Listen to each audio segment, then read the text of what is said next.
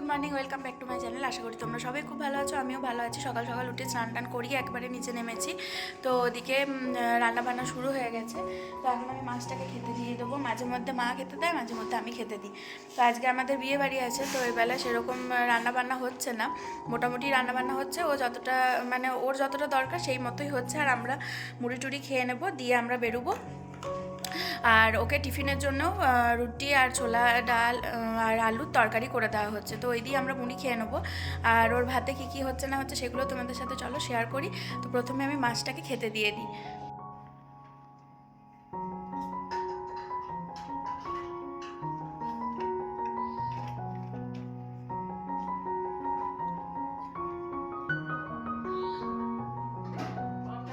তো এবেলায় আমরা মুড়ি খেয়েই বেরোবো আর কি, মানে দিনের বেলা থেকেই যাব। তো আমাদের তো নেমন্তন্ন ছিল, কিন্তু আমরা যাইনি, এই দিনের বেলা থেকে যাব। তো যেহেতু ওর জন্য যেহেতু টিফিন টিফিন সবই করা হচ্ছে, সেই জন্য আমরা ঠিক করেছি যে আমরা এখান থেকে খেয়েই বেরোবো। তো তারপরে রেডি হব, দিয়ে আমরা বেরোবো। ও নামুক, আর একটু ডিম টিম এনে দিই, তা ডিমের ঝোল হবে আর ওকে একটু ডিম সিদ্ধ দেওয়া হবে টিফিনে। এই যে দেখো মা ইশারা করে বলছে ভাগনাকে ডিম এনে দেওয়ার জন্য। নিজের ছেলের উপর বিশ্বাস নেই, ছেলে নামবেও না, ডিমটা এনে দেবেন আমি জানি। তো আইব্রো ভাতে শাড়ি পরে একদম রেডি হয়ে গেছি। এখন যাচ্ছি যে দিনের বেলা থেকেই যাচ্ছি, রাতে পরার জন্য আলাদা শাড়ি নিয়েছি। তো আমি আমার আইব্রো ভাতের শাড়িটাই পরেছি। তো মা এনে দিয়েছিল, মানে যখন এসেছিলো তখন আমার কয়েকটা শাড়ি এনে দিয়েছিল। তো তার মধ্যে আইব্রো ভাতের শাড়িটা ছিল। তো দিনের বেলায় ভাবলাম আইব্রো ভাতের শাড়িটাই পরি। আর সিম্পল একটা লকেট পরে নিয়েছি, হাতেই একটা দুটো আংটি পরেছি, ব্যাস হয়ে গেছে। আর হালকা করে একটুখানি ফেস পাউডার নিয়ে নিয়েছি, যেহেতু দিনের বেলায় যাচ্ছি। তো ওই জন্য অত সাজাগোজার কোনো ব্যাপার নেই। তো ব্যাগটা গুছিয়ে নিয়েছি, রাতের জন্য যা পরবো না পরবো সেগুলো সব ব্যাগে নিয়ে নিয়েছি। পিঠ ব্যাগটাই নিলাম, ওর পিঠ ব্যাগটা আছে, সেই পিঠ ব্যাগটাতেই নিয়ে নিলাম। তো এখন এবার ঘরটার বন্ধ করে এবার নিচে যাব। খিদে পেয়েছে, তো মুড়ি আর ছোলার ডালের তরকারি হয়েছে, সেটাই খাবো। তো মুড়ি টুড়ি খেয়েই বেরোবো। টোটো বলা আছে, ডাইরেক্ট টোটো করেই যাব আমি, মা, দিদি আর ভাগনা। তো দিদি এই শাড়িটা পরিয়ে দিয়েছে, কেমন লাগছে অবশ্যই কিন্তু কমেন্টে জানিও। তো চলো সঙ্গে থাকো আর দেখতে থাকো, বিয়েবাড়ির ভিডিওগুলো তোমাদের সাথে অবশ্যই শেয়ার করব। তো তোমাদের কেমন লাগলো সেটাও কিন্তু অবশ্যই জানিও। এই যে দেখো পরে নিয়েছি শাড়িটা, দিদি পরিয়ে দিল। আর পিছনে ওই চাদরটা ও দিয়ে দেয়, কারণ জানলা থেকে ঠান্ডা আসে। তো জানলা বন্ধ থাকে, পর্দাও দেওয়া থাকে, কিন্তু তাও একটু ঠান্ডা ঠান্ডা ভাব আসে বলে ওই চাদরটা দিয়ে দিয়ে দেয়। তো আমি রোজই চাদরটা খুলে দিই দিনের বেলাতে, একটু জানলা দিয়ে রোদ আসে। কিন্তু আজকে যেহেতু থাকছি না, সেই জন্য জানলাটা খুলিনি আর ওটাও নামাইনি। আর ও ওই মানে বাড়ি আসবে রাতের বেলায়, তারপরে ওই দিক থেকে এই দিক থেকে তারপরে বিয়ে বাড়ি যাবে। তো আমরাই এখন চারজন মিলে যাচ্ছি। তো চলো সঙ্গে থাকো আর দেখতে থাকো। সোয়েটার পরে একেবারে স্টোল জড়িয়ে নিয়েছি, কারণ টোটোয় যাবো আর অনেকটা রাস্তা। আর তোমরা আগের একটা ভিডিওতেই দেখেছো যে ওই রাস্তাটা পুরো ফাঁকা। জায়গাটার নাম হচ্ছে মদনপুর। তো চারিদিকটা এতই ফাঁকা, মানে বলার কথা নয়। তো সব ঢাকা চাপা দিয়ে এসেছি। তো আগের দিনও দিদির বাড়ি এসেছিলাম, দিদির সেদিনকে ওয়েদার, দিদির বাড়ি যেতে যেতে মেঘলা ওয়েদার ছিল, আজকেও তাই। তো দিদি এক প্লেট মিষ্টি নিয়ে এসেছে। আমি প্যান্ডেলে খেতে যাইনি, কারণ আমি তো মুড়ি টুড়ি খেয়েই এসেছিলাম। তো সবাইকে দিদি মিষ্টি দিল। আর এখানে গয়নাগাটি পরার পর্ব চলছিল। আর সুরঙ্গনা মানে দিদির জায়ের মেয়ে আমাকে চকলেট দিয়েছিল, তো সেটাই আমি এখন বসে বসে খেলাম। তো সেটার ভিডিও করতে ভুলে গেছি, শুধু প্যাকেটটাই তোমাদের দেখালাম, খালি প্যাকেটটা। তো আজকে দেখো ব্যালকনিটা ফাঁকা রয়েছে আর গেট করা হয়েছে লাইটিংয়ের। আর ওয়েদারটা মানে যতটা বেলা বাড়ছে ততটাই মানে খারাপ হচ্ছে। আর এই যে এই একটা মানে কি বলবো, বৌদি বলি। তো বৌদির মেয়েটা কত কিউট দেখো, কিন্তু এত দুষ্টু মানে বলার কথা নয়, খুব দুষ্টু। এই ঠান্ডাতেও না ও খালি পায়ে মানে সোয়েটার ছাড়াই ঘুরছে। তো দেখো হাই করতে বলছে, কিন্তু ও কিছুতেই করবে না। তারপর দুপুরবেলা টাইম হয়ে গেছে, প্যান্ডেলে খেতে চলে গেছি। প্যান্ডেলটা খুব সুন্দর করেছিল, মানে খাওয়ার প্যান্ডেলটা দারুণ লাগছিল। তো অনেকজনের সাথে পরিচয় হলো, নতুন জায়গায় নতুন মানুষদের ভিড়ে গিয়ে বেশ ভালোই লাগছিল, একটু লজ্জাও লাগছিল। অনেক নতুন নতুন মানুষ মানে গল্প গুজব করছিল, বেশ ভালো লাগছিল। বিয়ে বাড়িতে মানেই তো তাই। আর এইখানে যেহেতু আমি সেরকম কেউই চেনা জানা নেই, আরোই নতুন নতুন লাগছিল। তো দুপুরবেলার খাওয়া দাওয়ার পর একটুখানি রেস্ট নিয়ে নিয়েছিলাম। একটুখানি বলা ভুল হবে, একটা টানা ঘুম দিয়ে দিয়েছি।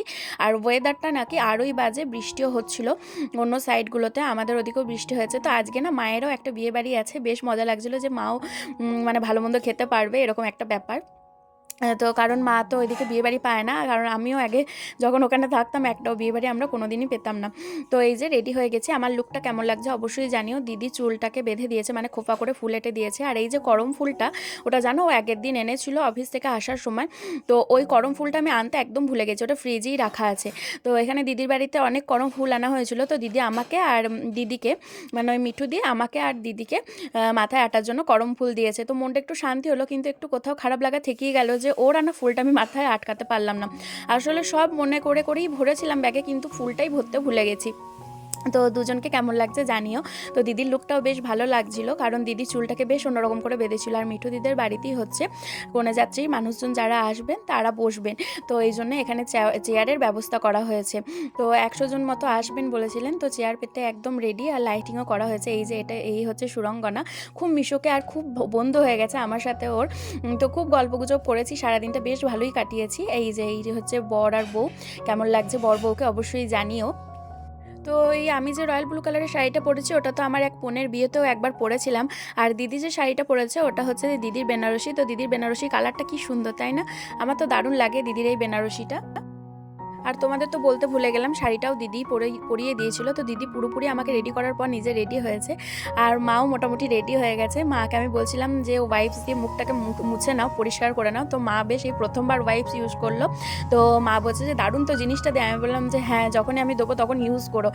তো যাই হোক, নতুন নতুন জিনিসগুলো আমার কাছ থেকে শিখতে পেরে মাও খুব মানে খুশিতে ছিল, মজাতে ছিল। আর ওদিকে সুদীপ ফোন করছে বারবার রাজকে আর আমাকে যে লোকেশনটা পাঠানোর জন্য। তো আমি লোকেশন সত্যি বলতে শেয়ার করতে পারি না, আমি রাজকেই বললাম। তো রাজ শেয়ার করে দিয়েছিল, ওর মামা মানে অন দ্য ওয়ে আছে। এদিকে স্টলে হয়েছিল মোমো, রাবড়ি, জিলাপি, তার সাথে ছিল পকোড়া, ফুচকা, কফি, সবই ছিল। তো আমি ফুচকা, কফি, মোমো কোনোটাই খাইনি, আমি শুধু রাবড়ি জিলাপিটাই খেয়েছি। আর মায়ের কাছ থেকে একটা মোমো নিয়েছিলাম, তো আমার অতটা পছন্দ হয়নি, আর আমি মোমো খাবো বলেও মানে ঠিক করিনি। রাবড়ি জিলাপিটা দেখে ওটাই খেলাম। এই প্রথমবার রাবড়ি দিয়ে জিলাপি খেলাম, বেশ টেস্টি লাগলো। তো ধোঁয়াওটা গরম গরম মোমো শীতের দিনে দেখে মনে হবে যে টেস্টি টেস্টি খাই, তো আমার ইচ্ছা হচ্ছিল না কেন জানি না। আর মোমোটা মোটামুটি করেছিল। আর এক বাটি নিয়ে নিয়েছি এখানে মুচমুচে পকোড়ি। তো পকোড়ি মানে সাইজ বলবো না, সেই ঝুরি ঝুরি ভাজা টাইপের আর কি, সব গুঁড়ো গুঁড়ো। তো ওইটাই খেলাম। আর রাবড়ি জিলেপিটা আগেই আমি খেয়ে নিয়েছি। তো সুদীপ বললো যে তোমরা স্টলে যা খাবার খাও, আমি একটু পরেই আসছি। তো মানে যে মানে জাস্ট বেরিয়েছি ওখান থেকে, আর ও চলে এসেছে। এই যে দেখো যত ঠান্ডা যেন ওরই লাগছে। তো সত্যি বলতে সেদিন প্রচণ্ড ঠান্ডা ছিল, অনেক জায়গায় বৃষ্টি হয়েছে। তো দুজনকে মানে বর বউকে, নতুন বর বউকে আর আমাদের দুজনকে মিয়া বিবিকে কেমন লাগছে অবশ্যই জানিও। তো এখানে ডিজে লাগানো হয়েছিল, অনেকজন নাচানাচি করছিল। তো সেই ভিডিওটা আমি করিনি, কয়েকটা বাচ্চা ছিল যখন, তখনই আমি ভিডিওটা করার সুযোগ পেয়েছি। তো ওকে যখন বলি যে আমার একটু ছবি তুলে দাও বা একটু ভিডিও করে দাও, কিছুতেই করতে চায় না। তো জোর করে এবার আমরা দুজন মিলে খেতে বসে পড়েছি। আমার ইচ্ছা হচ্ছিল না, কিন্তু কি করব, রাতের বেলায় বাড়ি যাবো আর রাস্তাটা পুরোপুরি ফাঁকা, ভয়ও লাগছিল। তো শুধু বলছিল যে না, প্রথম ব্যাচেই খেতে বসবো। তো একটা ব্যাচ অলরেডি খাওয়া হয়ে গেছিলো ওই সাইডটা, তারপর আমরা খেতে বসেছি। তো এই যে প্যান্ডেলটা দেখো, দিনের বেলায় তো অন্যরকম লাগছিলো, আর রাতের বেলা আরও বেশি ভালো লাগছে। লাইট দিয়ে সাজানো হয়েছে, আর প্যান্ডেলের মাঝ বরাবর একটা ফোয়ারাও রয়েছে, ভালোই লাগছিল। আর এই হচ্ছে দিদির জায়ের ছোট মেয়ে, তো ও খেতে বসে পড়েছে। আর এই যে সেই ফুচকি পাড়া মেয়েটা দেখো, যে হাই করছিল না, তো আমাদের সাথে খেতে বসেছে। কিন্তু আমার মনে হয় না ও একা একা খেতে বসতে পারবে। তো কিছুক্ষণ পরে ওর বাবা ডেকে নিয়ে গেল, তো গেল, নাহলে ছোট ছেলে তো মনে করছে আমি নিজেই খেতে পারবো। তো শ্রুতি আমাদের সাথে খাবার দাবার খেয়েছিল আর কি। তো দেখো এখানে মেনুটা সবই রয়েছে। তোমাদের মেনুটাও কেমন লাগলো অবশ্যই জানিও। আমি প্রথমবার, এই সত্যি বলতে এই প্রথমবার আমি পমফ্রেট মাছ খেলাম। তো মা বলে আমি যখন ছোট ছিলাম তখন নাকি বাপি এনেছিল পমফ্রেট মাছ, তো সেটার আমার টেস্টও মনে নেই, আর কবে এনেছিল সেটাও সত্যি বলতে আমার মনে নেই। তো এই মানে প্রথমবার, মানে জ্ঞানত অবস্থায় প্রথমবার পমফ্রেট মাছ খেলাম, বেশ ভালো লাগলো। আর বিয়েবাড়ির মেনুগুলো দারুণ লাগলো। এই যে এঁচোড় পনির কোপ্তা যেটা করেছিল এটাও টেস্টি ছিল। তো সুদীপ কী করছিল বলো তো, আমার পমফ্রেট মাছটা বেছে দিয়েছিল, আর সুদীপের নাকি পমফ্রেট মাছটা ফেভারিট। তো সত্যি আজকে এই প্রথমবার পমফ্রেট মাছ খেয়ে বুঝলাম যে কেন ওর পমফ্রেট মাছটা ফেভারিট। এত টেস্টি লাগলো, এত ভালো লাগলো। তো তোমাদের কার কার পমফ্রেট মাছ ভালো লাগে অবশ্যই কিন্তু জানিও। তো দেখো আমার কত কেয়ারিং বড়, দেখেছো, যখন সবাই সামনে থাকে তখন উল্টোপাল্টা বলে দেয়। এখন দেখো মাছটা বেশ বেছে দিল। আর এই যে আমার একটা মেটে পড়েছিল, তো সুদীপ মেটে খেতে ভালোবাসে, তো আমার একটু খারাপ লাগছিলো, ওকে একটুখানি দিয়েছিলাম। তো যাই হোক, ফাইনালি খেতে বাড়ি এলাম। এই যে বাড়ি চলে এসেছি, শাড়িটারি সব চেঞ্জ করে নিয়েছি, এবার মাথার খোপাটা খুলে নেব। আরও ওদিকে মানে ওর ছোট্ট একটা শালি আছে, ওই শালির সাথে কথা বলছে।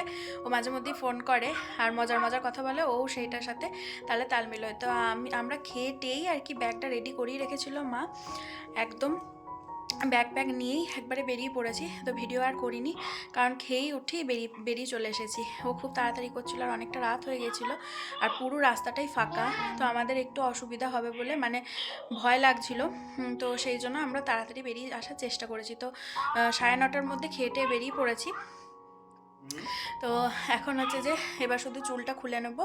তো চুলটা এত সুন্দর বাঁধা হয়েছে, আর মেকআপ টেকআপ বেশ ঠিকঠাক নর্মালভাবে করেছিলাম।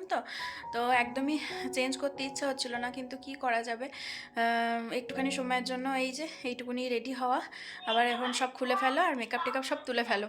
তো যাই হোক, এখনকার মতো ভিডিওটা এন্ড করছি। আশা করি ভিডিওটা তোমাদের খুব ভালো লেগেছে। তো দেখা হবে একটা নতুন ভিডিওতে, নতুন ব্লগে।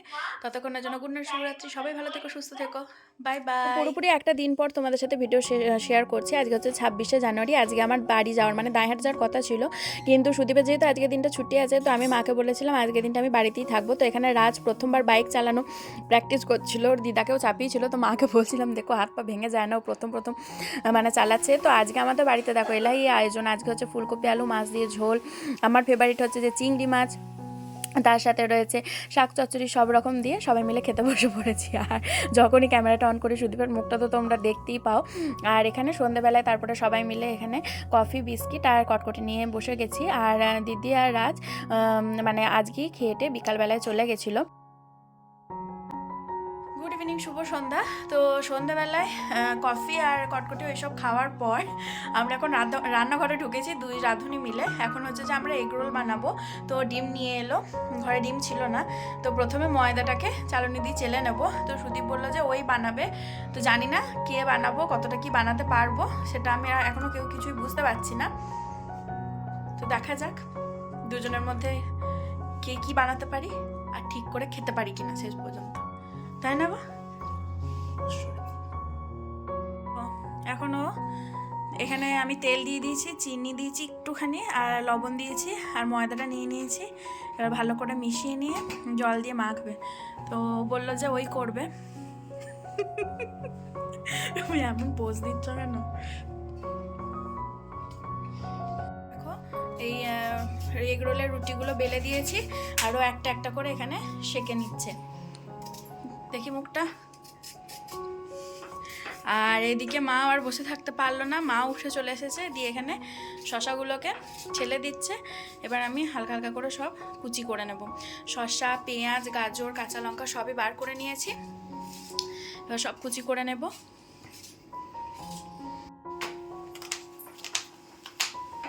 এই দেখো এখন এক গাদা তেল দিয়েছে, দিয়ে এবার রুটিটাকে সেঁকছে, ভালো করে ভাজছে, সেঁকছে বলা ভুল হবে।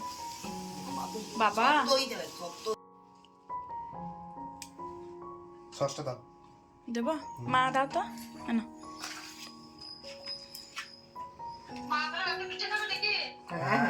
পিঠে খাবো, একটা তোমার। বোম ফুটেছে, জল পড়ছে বেশি না। ও তাহলে মানসিক গ্যাস হয়েছে। আমার মানবাবু কত সুন্দর এগরোল রেডি করে ফেলেছে, দেখো কত সুন্দর লাগছে। একটা বড়, একটা মেজো, একটা সেজো, আর সব থেকে এই যে বুচকি পাড়া একটা ছোট্ট। তোমার মতন মোটা। কেমন হয়েছে আগে বলো, আমি বসছি, তুমি আগে বলো। তুমি করেছো, ভালো হয়েছে। বসো বসো বসো, বেশ। খেয়ে নাও তারপরে। তো রোলটাও দারুণ বানিয়েছে, দারুণ টেস্টি লাগছে।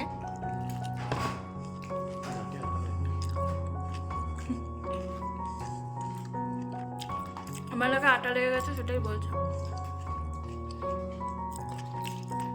তো রুটিটা তেলে খুব বেশি করে ভাজছিল, তো তখন বলছিলাম যে বেশি ভেজো না, ভেঙে যাবে।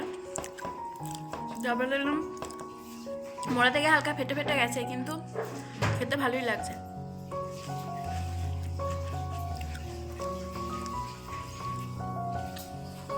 তো আজকে আমি বানিয়েছি বিটের কচুরি, আর সাথে বানিয়েছি পায়েস, আর মা এখানে সাদা আলুর তরকারি বানিয়েছে, আর সাথে রয়েছে গরম গরম নলেন গুড়ের রসগোল্লা। তো বিটের পুরটা একবার তোমাদের সাথে শেয়ার করি। ফেসবুকে একজনের ভিডিও দেখি আমি এটা বানিয়েছি, তো কেমন হয়েছে সেটা আমার মা বলবে যে কেমন হয়েছে খেতে, আর ও যদি রিভিউ দেয় তাহলে ও বলবে, তো তোমরা শুনতেই পাবে। তো একবার চলো সেটা তোমাদের সাথে শেয়ার করি। এটা হচ্ছে যে বিটের পুরটা, বিট গাজর আর ছোলার ডাল দিয়ে পুরটা রেডি করেছি। আর এখানে আমি কয়েকটাতে পুর ভরে রেখে দিয়েছিলাম। তো এই যে দেখো, বেলার জন্য বিটের কচুরিগুলো ঠিক করে ফোলেনি, কিছু কিছু ফুলেছে, যেগুলো ফুলেছে সেগুলো ওকেই দিয়ে দিলাম। তো এই বেল থেকে একটুখানি ফেটে ফেটে গেছে, আর মা এদিকে এক এক করে ভেজে নিচ্ছে। কেমন হয়েছে? ভালো হয়নি? বলো ঠিক করে। এই যে এখন মা খেতে বসেছে, নাও মা খেয়ে বলো কেমন হয়েছে। খুব ভালো হয়েছে, দারুণ হয়েছে। এই যে এখন আমার বড়মশাই সার্ভ করছে, আমরা খেতে বসেছি, আমরা দুই মা মেয়ে মিলে। দারুণ হয়েছে খেতে।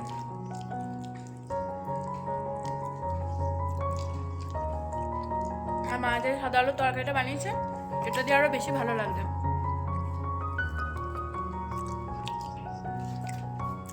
তরকারিটা মা একটু ঝাল ঝাল করেই বানিয়েছে, আর পুরটা একটুখানি ঝাল আর মিষ্টি, তো এই তরকারিটা দিয়ে দারুণ লাগছে।